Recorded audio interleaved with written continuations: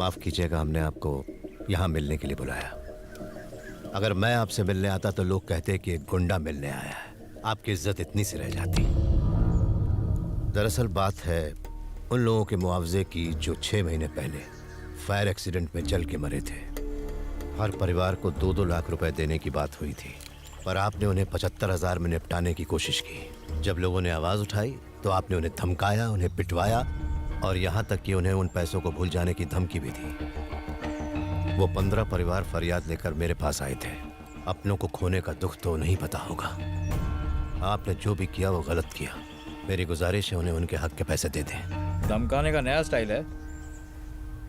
मेरे पास भी तुम जैसे सड़क छाप गुंडों की बहुत बड़ी लिस्ट है। मुझे डराने की कोशिश मत करो। तू गली मोहल्ले का गुंडा है तो मैं कॉर्पोरेट वर्ल्ड का गुंडा हूँ।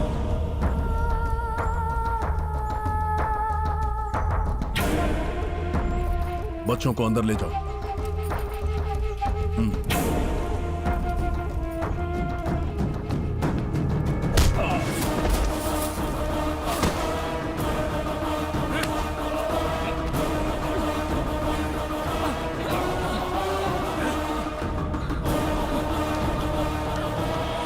लातों के भूत कभी बातों से नहीं मानते।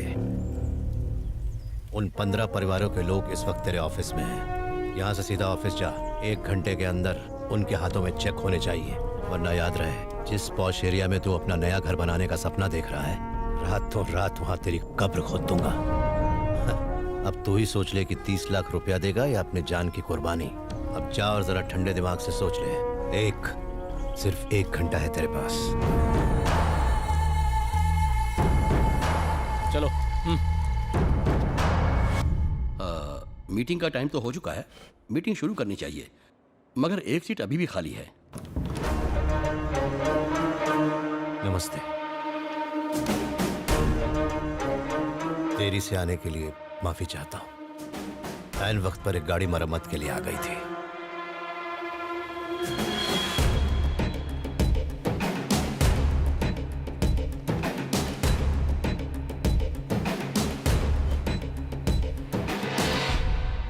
मुकेश राणा के प्रोजेक्ट के बारे में बात करने के लिए हम सब यहाँ जुटे हैं। मैं चाहता हूँ कि आप सब खुलकर इस पर अपनी राय दें। मुकेश जी से हम अच्छी तरह वाकिफ हैं। ये प्रोजेक्ट आम लोगों और इनके बिजनेस दोनों के लिए फायदेमंद है। और यहाँ बहस की तो कोई बात ही नहीं है। मेरी मानो तो हम सबको एक मत होकर इस प्रोजेक्ट को हाँ कर देना चाहिए। बिल्कुल सही कहा। ये प्रोजेक्ट हमारे लोगों की भलाई के लिए है। इस प्रोजेक्ट को जल्द से जल्द शुरू कर देना चाहिए। अगर उन झुग्गी में रहने वालों को पक्के घर मिल जाए तो हमारी पार्टी को भी कोई एतराज नहीं होगा। मुकेश जी ने जो प्रोजेक्ट हमारे सामने रखा है उस बारे में आपका क्या ख्याल है सत्यम जी? जो प्रोजेक्ट गरीबों की भलाई के लिए हो वो तो जाहिर सी बात है अच्छा ही होगा। बस मुझे एक छोटी सी बात खटक रही है। अगर हम स्लम्स में से गरीबों को हटाकर जमीन आपको दे दें, जो कि आपकी सबसे पहली डिमांड है, तो क्या आप पहले उनके लिए घर बनाएंगे या कमाई के लिए कमर्शियल कॉम्प्लेक्स? प्रोजेक्ट पूरा करने के लिए मुझे पैसे चाहिए होंगे। इसके लिए बेहतर होगा पहले मैं अपनी लैंड डेवलप कर लूं, जिससे मैं कैपिटल रेज कर पाऊंगा। यह हमें मंजूर नहीं।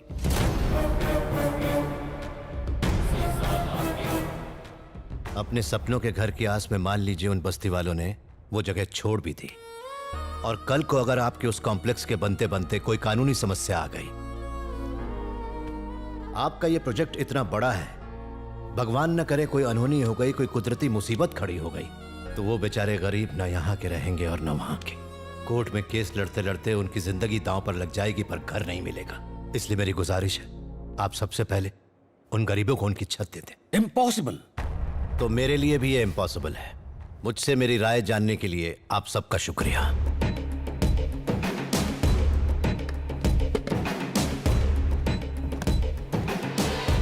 इस बात को हमें यहीं खत्म करना पड़ेगा। बाकी किसी को कोई प्रॉब्लम नहीं है, और आप एक मैकेनिक की बात सुन के प्रोजेक्ट क्लोज कर रहे हैं। अगर हमने जबरदस्ती ये प्रोजेक्ट शुरू किया तो लोग न्याय और मदद के लिए सत्यम जी के पास ही जाएंगे। इससे पहले कि कुछ बखेड़ा खड़ा हो, प्रोजेक्ट बंद करने में ही भलाई है। हैदराबाद हैदराबाद के high profile slum redevelopment project पर सीएम ने कल की मीटिंग में इस पर रोक लगाते हुए इसे अनिश्चित काल के लिए स्थगित कर दिया है। आपके झुग्गियों में जो रीडेवलपमेंट प्रोजेक्ट शुरू होने वाला था उस पर सत्यम ठाकुर ने रोक लगा दी। आपका क्या कहना है? जनता गराज के सत्यम जी हमेशा सही फैसला लेते हैं। उनका फैसला हमारा फैसला है। हम सब सत्यम जी के साथ हैं। जनता गराज सही है, हम सब उनके साथ हैं। जनता के राज का फैसला ही हमारा फैसला है। 5,000 करोड़ का प्रोजेक्ट एक मैकेनिक की वजह से कैंसिल हो गया। It's too much dad. सरकार भी प्रोजेक्ट को क्लियरेंस देने से डर रही है और इसकी वजह है जनता गराज। आप इस स्टेट के सबसे बड़े, सबसे सक्सेसफुल और सबसे इन्फ्लुएंशियल बिजनेसमैन हैं, पर आप उनसे डरते हैं। मैं तो नहीं डरता। सही कहा बेटा। जब से होश संभाला है मैं डर के साए में पला हूं, बढ़ा हूं और जिया हूं। लेकिन तुम्हें डरने की जरूरत नहीं। मेरे जीते जी तो नहीं। भाई पिछले 2 दिनों से गाड़ी बहुत झटके मार रही है। एसी भी ठीक से काम नहीं कर रहा और ये लाइट भी जलती बुझती रहती है। कुछ दिन बाद आ जाना। कब तक हो जाएगा? मुझे मालिक को बताना पड़ेगा, इसीलिए कैसे भी करके 14 तारीख को आके ले जाना। जी सर, इन्होंने 14 तारीख को आने को कहा है, तो यही तारीख मैं अपने मालिक को बता देता हूँ। तो 14 को मिलते हैं, ठीक है? सुनंदा, माय कलीग, याद आया? Neurologist. Oh yes yes yes. कैसी हैं आप? Fine thank you. He is my husband Rajesh. Hi. Nice to meet you. मेरे बेटे वरुण से तो मिले हैं ना? वरुण? अरे हाँ, वही जो पार्टी में मिला था। हाँ। वो आजकल क्या कर रहा है? 5 साल तक उसने आईटी कंपनी में काम किया, अब उसने अपनी ही कंपनी खोल ली है। ओह। बहुत अच्छा कर रहा है। हाल ही में उसने आपकी बेटी को किसी फंक्शन में देखा था। वो उसे बहुत पसंद करता है। यहाँ तक कि वो उससे शादी करना चाहता है और हम तो इस रिश्ते से बहुत खुश हैं। इसलिए हमने सोचा कि आपसे आकर बात करें। थैंक्स फॉर आस्किंग सुनंदा, पर दरअसल हम ये चाहते हैं कि हम अपनी दिया की शादी आनंद से ही करें। हमें भी यही लगा था, लेकिन हमें पता चला कि उनकी बिल्कुल जमती नहीं और वो हमेशा छोटी छोटी बात पर बच्चों जैसे झगड़ते रहते हैं। आपने सही कहा, पर मैं और नीना काफी दिनों से उन दोनों से इस बारे में बात करने की सोच रहे हैं, पर हमें मौका ही नहीं मिल रहा है। God knows what's going to happen.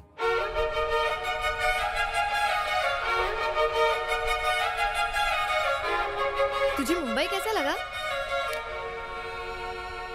ये मुंबई नहीं, बल्कि मेरी आजादी की पर है। फ्रीडम। तू यहाँ कौन सा कोर्स करने वाली है? मैं यहाँ कोई कोर्स वोर्स करने नहीं आई हूँ। हैदराबाद में ना सिर्फ फुल रिस्ट्रिक्शंस थे। ये मत करो, वो मत करो, फ्रेंड्स के साथ बाहर मत जाओ। शाम हुई नहीं कि कर्फ्यू लग जाता था। और मैं वहाँ क्या करती थी? बुद्धू की तरह घर में बैठी रहती थी। And you know the saddest part? Boys मुझसे बात करने से भी डरा करते थे। You call it a life? तो आगे का प्लान क्या है? मैंने कुछ प्लान नहीं किया है। और हाँ, मेरा जो दिल करेगा मैं वही करूंगी। फुल ऑन अपनी लाइफ मैं जीना चाहती हूँ। जैसे ही सब लोग सो जाएंगे ना, हम पटाखे जलाकर उनकी नींद हराम कर देंगे। हाँ, ये लो। ओके? इतने बम पटाखे फोड़ेंगे ना कि मजा आ जाएगा।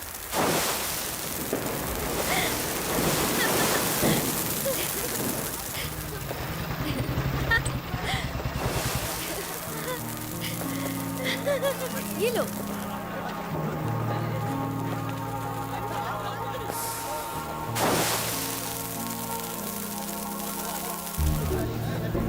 वो हमें कब से घूरे जा रहा है। दिवाली का बम्पर ऑफर समझकर लाइन मारने आ गया है। एक्सक्यूज मी, आपसे कुछ बात करनी है। किस बारे में? बको, प्रपोज करना चाहते हो? तुम्हें प्रपोज? कोई चांस नहीं। तुम्हें शर्म नहीं आती?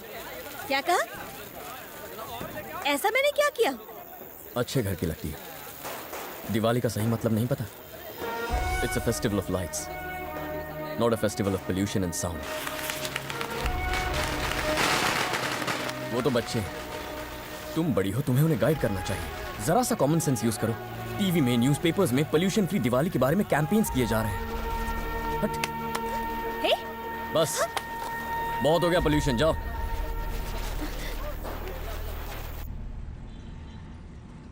तुम्हारे बाल बहुत अच्छे हैं। ओके ओके, बहुत मस्करी हो गई, चलो काम करो। हाय, गुड बाय। अरे ये सैंपल कौन है? जब से देख रही हूँ घुरे ही जा रहा है। ठरकी है, चेयरमैन का बेटा है।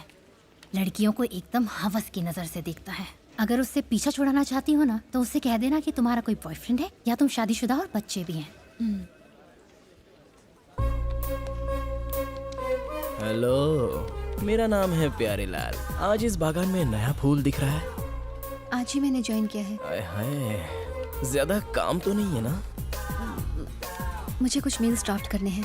अरे तो इधर घुमा दो, सैलरी का टाइम पास के लिए देते हैं। ए बाजू वाले, चल बन जा काम वाले।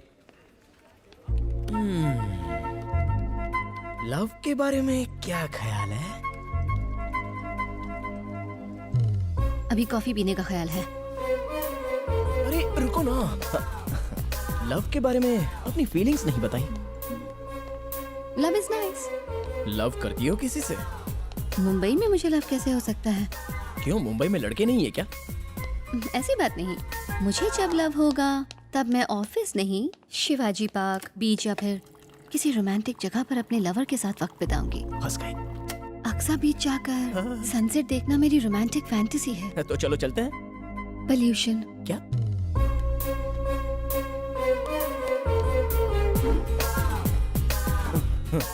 पोल्यूशन में सनसेट दिखता ही नहीं। वहाँ पास में ही एक लेदर फैक्ट्री है। अगर वहाँ जाएंगे तो कैंसर हो जाएगा ना। प्यार में पड़कर नहीं, कैंसर से मर जाएंगे।